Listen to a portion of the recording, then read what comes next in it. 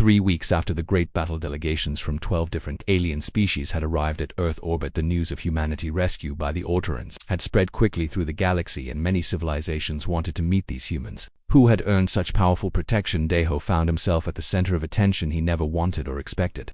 News reporters from around the world called him a hero, politicians wanted to shake his hand, and historians wanted to record every detail of his story for future generations. "All I did was help some people who needed it," he kept telling everyone. But nobody seemed to understand why he was embarrassed by all the praise and celebrations. The diplomatic ceremonies were taking place on a massive Alteron space station that had been moved into Earth orbit just for these meetings. The station was beautiful beyond description, with gardens that floated in zero gravity and walls that showed live images of distant worlds. Minsu accompanied Deho to most of the meetings, serving as both friend and witness to the incredible events unfolding around them. "I still cannot believe this is happening," he said, as they watched alien diplomats discussing trade agreements with human officials. Representatives from the Silicon Collective offered to share quantum computer technology that could solve problems in seconds that would take human computers years.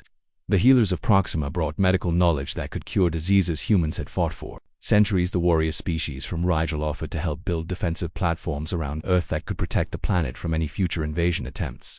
Their technology was so advanced it made human weapons look like Stone Age tools. But the most significant moment came when Commander Yanhai made an announcement that surprised even the other alien delegates at the ceremony. "The Alteron fleet will remain permanently in this solar system," she declared to the assembled crowd. "We will establish a military base on your outer moon and provide ongoing protection against all future threats." The human delegates cheered, but Yanhai raised her hand for silence. "This is not charity," she continued. "We have seen how humans fight for others, how they sacrifice for strangers. We want such people as allies when we face the next great threat, because there would be other threats. The hegemony was just one of several expanding empires in the galaxy. Others would come eventually, drawn by Earth resources or simply by the challenge of conquering the species that had defeated the mighty hegemony. The Void Cult seeks to destroy all organic life in the galaxy." Yanhai explained to the human leaders. "They believe the universe should be empty and cold. They will come here eventually, just as they have attacked dozens of other worlds." The Machine Collective converts living beings into robotic servants. They see organic life as inefficient and try to improve it by removing free will and emotion. They consider humans to be prime candidates for conversion. The Devourers are perhaps the worst threat of all.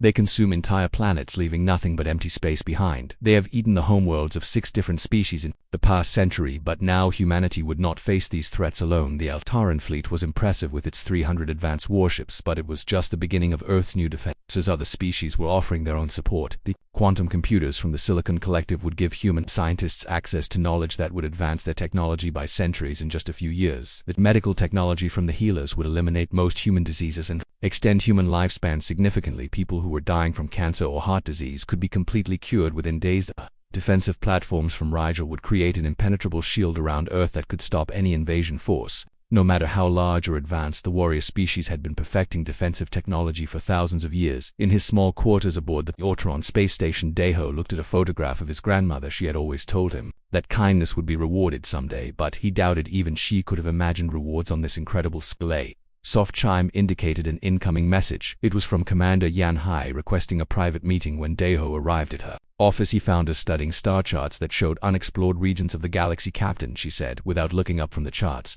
"how would you feel about traveling beyond your solar system to explore new worlds and meet new species?" Deho asked curiously. "The cooperative needs ambassadors," she explained. "People who can represent humanity to other species and help establish peaceful relationships.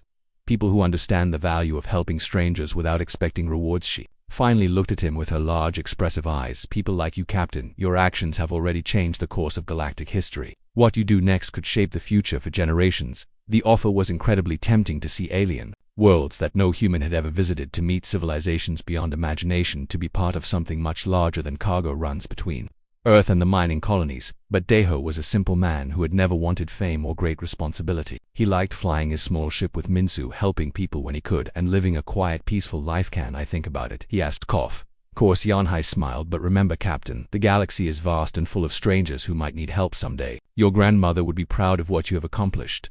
As Deho walked back through the space station, he passed by the main observation deck, where human children were playing with young aliens from a dozen different species. They were laughing together despite not speaking the same languages. The sight made him think about the future. These children would grow up in a galaxy where humans were not alone, where they had friends and allies among the stars, where they could explore worlds that previous generations could only dream about. Through the massive viewing windows, he could see Earth hanging in space like a blue jewel. The planet looked peaceful now, with the dark ships of the hegemony gone forever and the silver ships of the alt fleet standing guard. Other ships were arriving daily as more species came to establish diplomatic relations with humanity. Trade vessels brought exotic goods from distant worlds, while exploration ships offered to take human scientists to study alien environments. The human race had gone from facing extinction to joining a galactic civilization in just 3 weeks.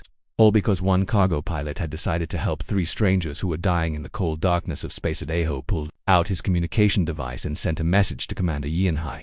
"I have made my decision," he wrote. "I would be honored to serve as Humanity First Galactic Ambassador." The response came back immediately. "Welcome to the cooperative, Captain Daho. Your first mission will be to the Andromeda sector, where a new species has been discovered. They seem friendly, but they need someone who understands the value of kindness." Daho smiled and looked out at the stars with new eyes. Somewhere out there were civilizations he had never imagined, facing challenges he could not yet comprehend. And thanks to one simple act of kindness, humanity now had the power and responsibility to help them. The galaxy was vast and full of wonders, and Captain Daho was about to explore it all. Commander Yanhai meeting room aboard the Alteron flagship was unlike anything Daho had ever seen. The walls seemed to be made of flowing water that showed images of distant stars and alien worlds.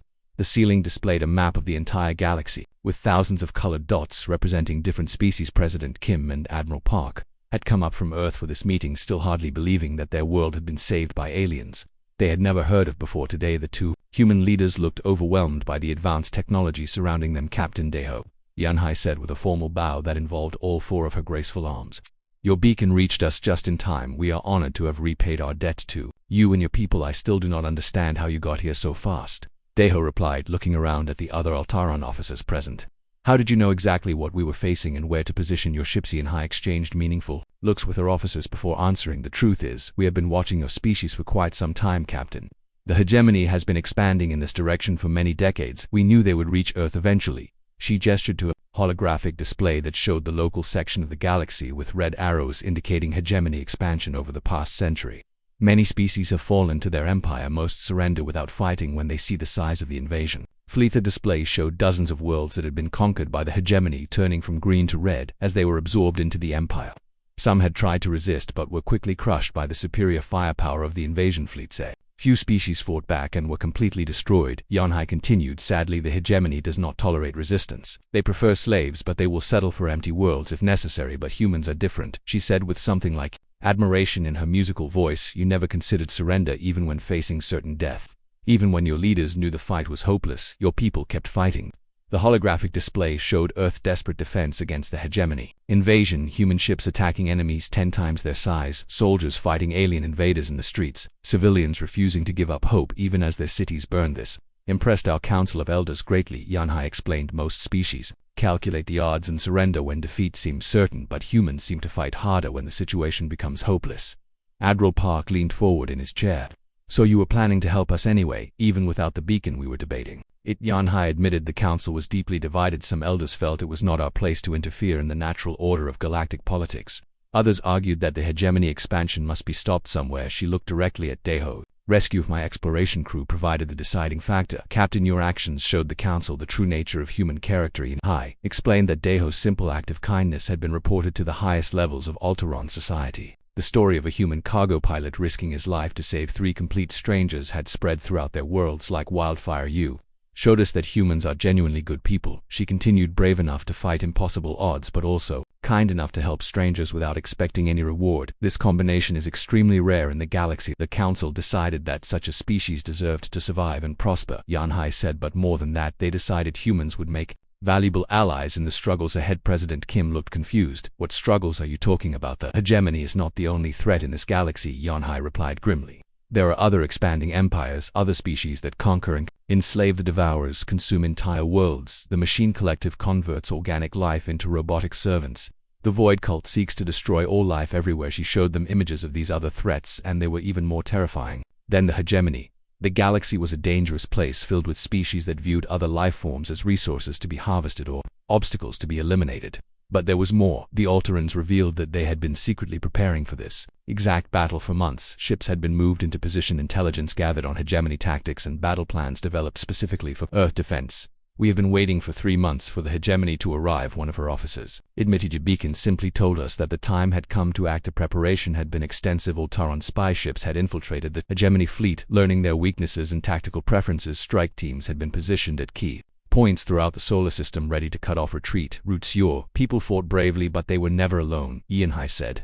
"We were watching every moment, ready to intervene if the situation became truly hopeless." President Kim looked overwhelmed. "You prepared an entire military campaign because one man helped 3 change our culture," Yanhai replied. "One act of genuine kindness is worth more than 1,000 diplomatic treaties." Captain Deho asked for nothing, expected nothing, and risked everything to help people he had never met. She paused, looking out at Earth through the ship's massive viewing window.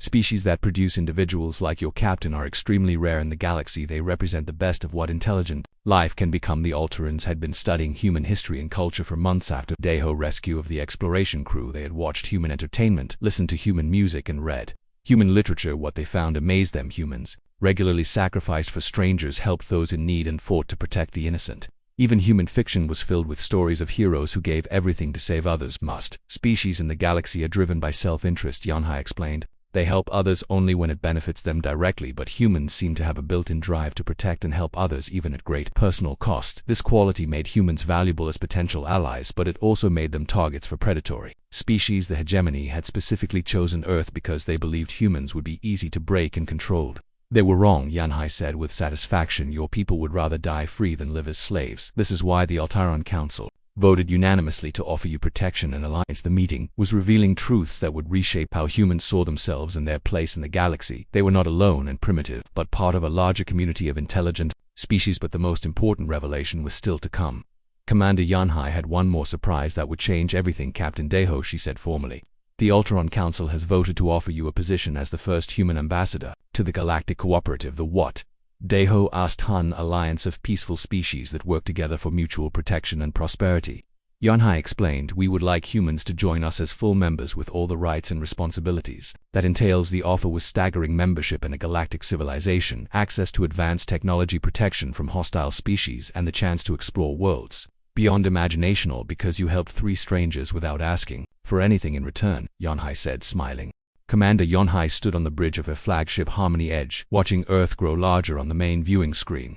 The blue and white planet looked so peaceful from space, but she could see the dark smoke rising from burning cities where the hegemony had attacked. Behind her ship stretched a fleet of 300 Altaron vessels, the largest military force her people had ever assembled in their 1,000-year history. Each ship was a work of art with flowing silver hulls that seemed to dance through space. Even when standing still, the human's beacon was activated from their moonbase, her tactical officer reported, studying the sensor readings. The Captain Deho sent the distress signal just as the hegemony began their final assault. On the planet surfacing, Hai nodded grimly, remembering the brave human who had risked his life to save her crew. 6 months ago, the hegemony was known throughout the galaxy as a conquering force that enslaved entire civilizations. They had been expanding for centuries, crushing any species that refused to submit to their rule. Most worlds simply surrendered when the hegemony arrived because fighting back usually meant complete destruction. But humans were different. They never gave up even when facing impossible odds. This quality had impressed the Altaron Council of Elders.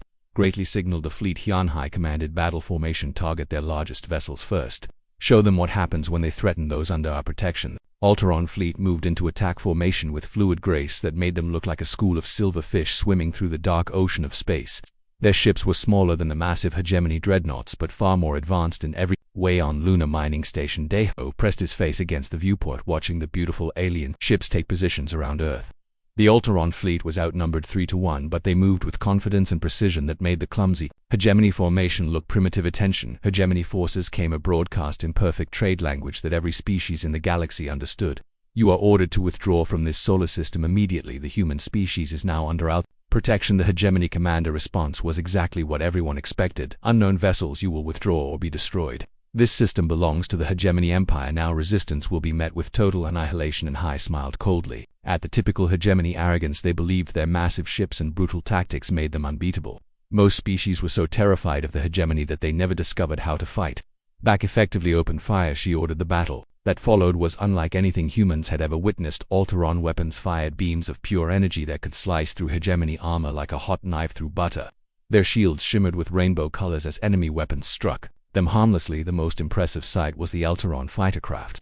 Small ships no bigger than human shuttles that moved so fast they seemed to teleport from place to place. They swarmed around the massive hegemony dreadnoughts like angry wasps, attacking a bear, the largest hegemony ship, a city-sized dreadnought that had been preparing to bombard. New York suddenly found itself surrounded by 6 Ultron cruisers. Their combined firepower tore through its shields in seconds and reduced a mighty vessel to glowing scrap metal. Hegemony ships tried to return fire, but their weapons could barely scratch the Ultron shields. The energy barriers that protected the silver ships seemed to absorb enemy fire and convert it into power for their own weapons systems. "This is impossible," Janae whispered, watching the one-sided battle. "The hegemony conquered half the galaxy. How can they be losing so badly?" Deho was beginning to understand something important. The Alterans had not just happened to be nearby when his beacon activated. They had been prepared for this battle, planned for it, maybe even hoping for it. The real shock came when some hegemony ships tried to retreat. Ultron vessels appeared out of empty space as if they had been hiding there waiting for exactly this moment. It became clear that this was not just a rescue mission but a carefully planned military operation. How did they know exactly where to position their ships? Minsu wondered aloud. They had ships waiting in perfect ambush positions. The hegemony fleet was being systematically destroyed or driven away. Their massive dreadnoughts that had seemed so terrifying were no match for Ultron technology and tactics. Ships that had conquered dozens of worlds were fleeing in panic from the Silver Fleet, but the Alterans were not content to simply drive off the invaders. They chased down every hegemony vessel, making sure none escaped to report back to their empire. This was clearly meant to send a message to anyone else who might threaten Earth. Within 3 hours, the battle was over. The mighty hegemony invasion force had been completely destroyed, with only a few damaged ships managing to escape into hyperspace. The threat that had seemed to spell doom for humanity was gone. Commander Yanhai's ship moved into orbit around Earth and sent a message to the human survivors. "Attention, people of Earth. The immediate threat has been eliminated. Your world is safe under Ultron protection." The refugees at Luna Mining Station cheered and cried with relief. Children who had been certain they would die were laughing and playing again.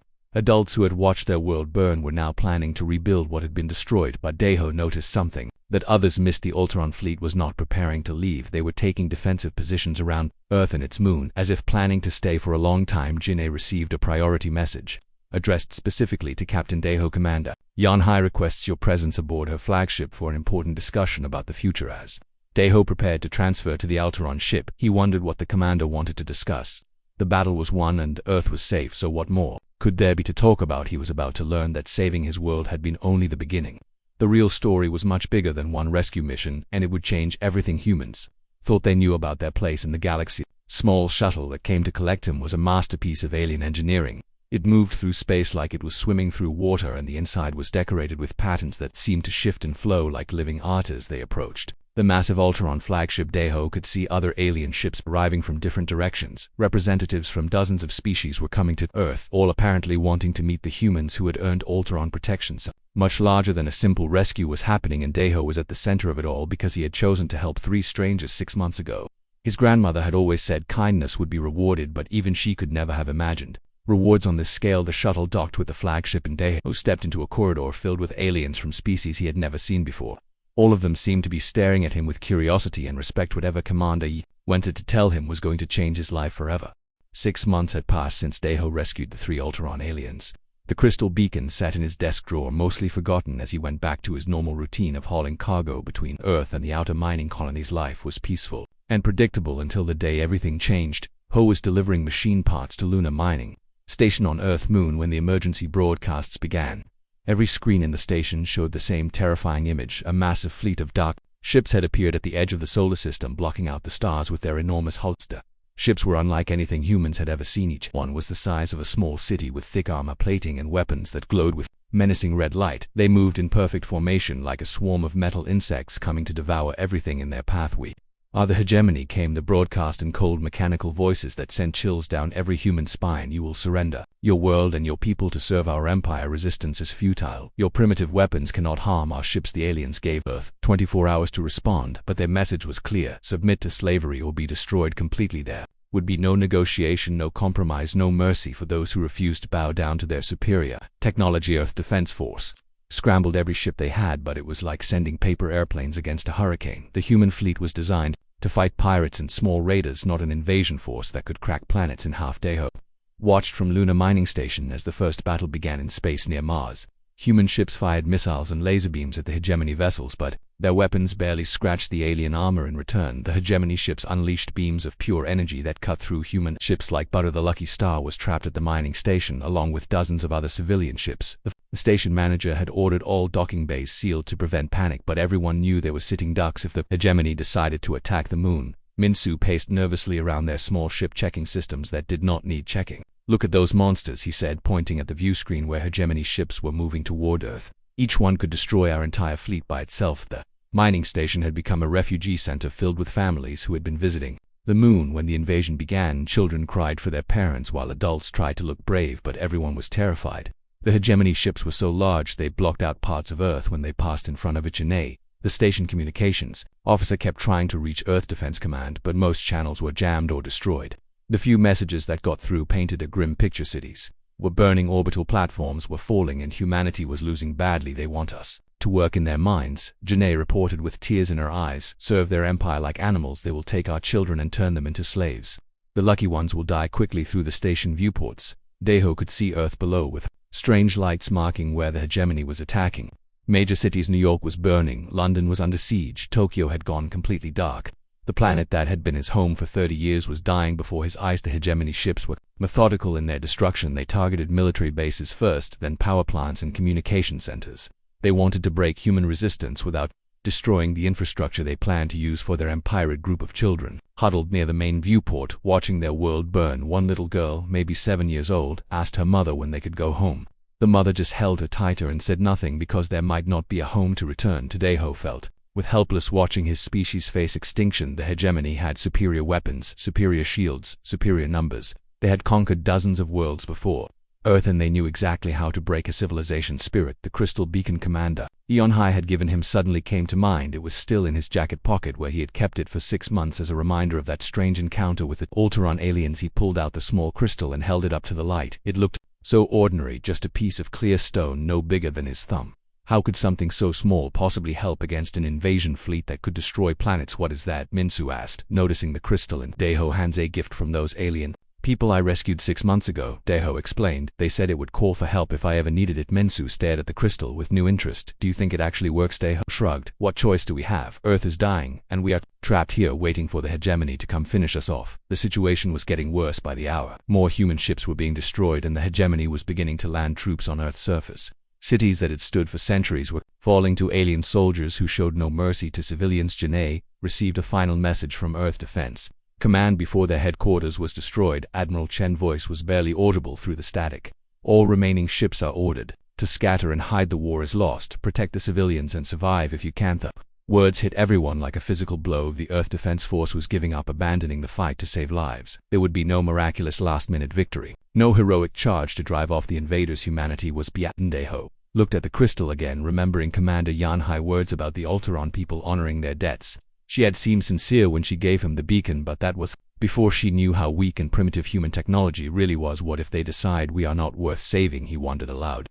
"What if they look at this invasion and decide to stay away from such a dangerous situation?" Minsu put a hand on his friend's shoulder. "You saved their lives when you could have ignored their distress signal. Maybe they will return the favor." The mining station shook as explosions lit up the space around Earth. The hegemony was systematically destroying everything that could be used for resistance, including civilian ships that tried to flee the system or refugees crowded into the station as escape pods arrived from destroyed vessels. Their faces showed the same hopeless terror that everyone felt watching their civilization crumble. The hegemony was not just conquering Earth, they were breaking the human spirit. Daeho made his decision.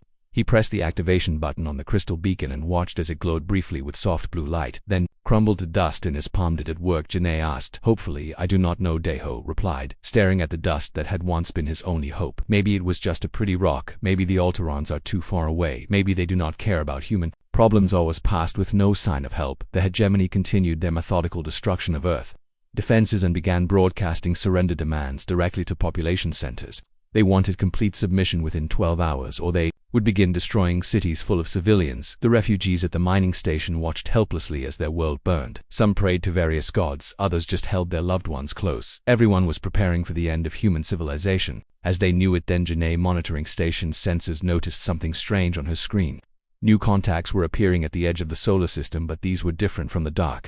"Angular hegemony ships are coming," she announced, but her voice was uncertain. "These are not human vessels, and they are not hegemony either." On the main screen, dozens of silver ships appeared, moving with fluid grace that made them look more like living creatures than machines. They were beautiful beyond description, with flowing lines and surfaces that seemed to glow with inner light. The newcomers were heading straight for Earth and the hegemony fleet blocking their path. Commander Yanhai had kept her promise. Help was coming.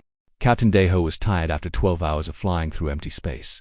His cargo ship Lucky Star carried mining tools and metal parts to the outer colonies where humans worked on distant planets. The work was boring, but it paid well enough to keep his small ship running and food on the table. His co-pilot Minsu was sleeping in the back cabin when the emergency signal came through the radio. The sound was strange, not like any human distress call Deho had heard before. It was high-pitched and musical, almost like singing, but clearly urgent. Deho shook Minsu awake and pointed to the scanner screen. A large ship appeared as a white dot against the black of space, but something was wrong with it. The ship was not moving at all, just floating like a piece of dead matter. Minsu rubbed his eyes and looked at the readings. His face went pale when he saw the power levels.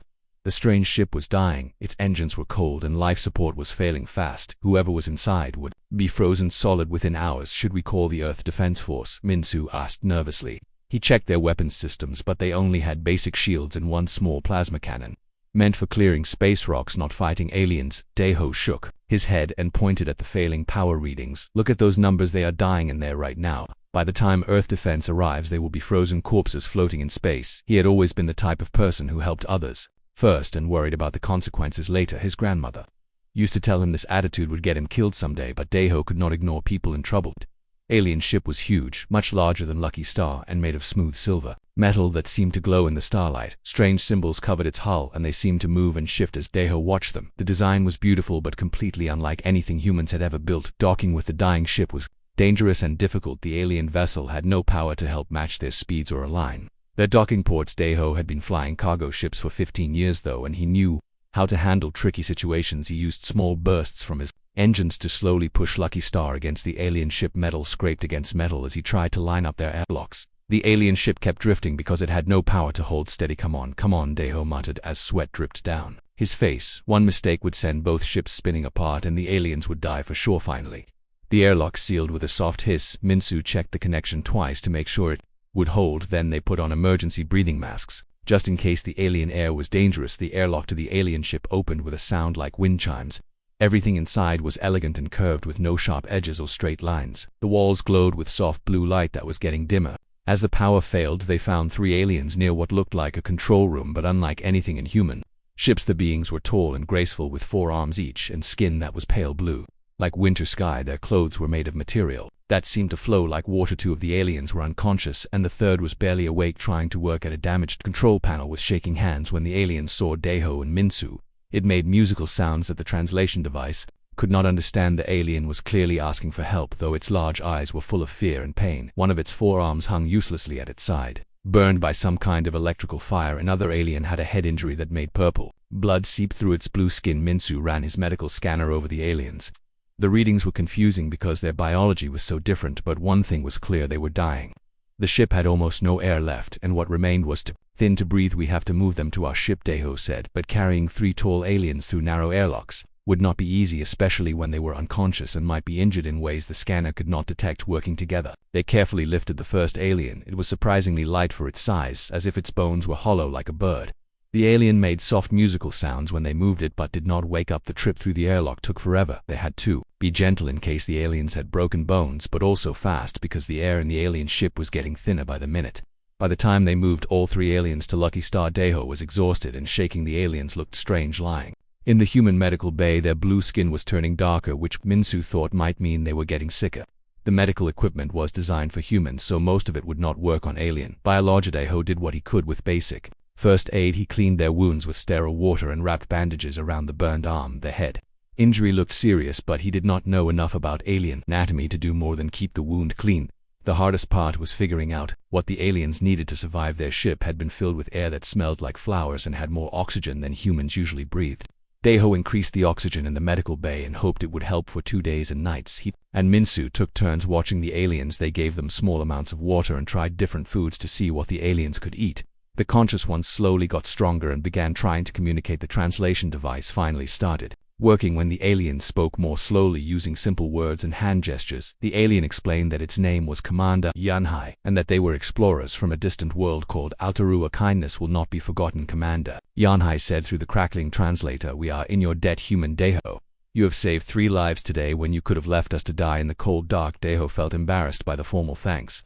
Anyone would have done the same thing. he said, but Commander Yanhai shook her head with all four arms making graceful gestures. Not anyone, she replied.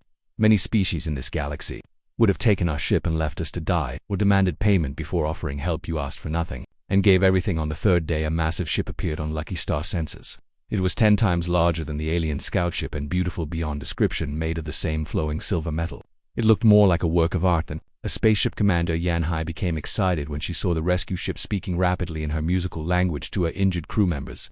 Then she turned to Daeho with something small and crystal clear in one of her hands. This is a beacon, she explained, pressing the crystal device into Daeho's palm. It will call for help if you ever need it.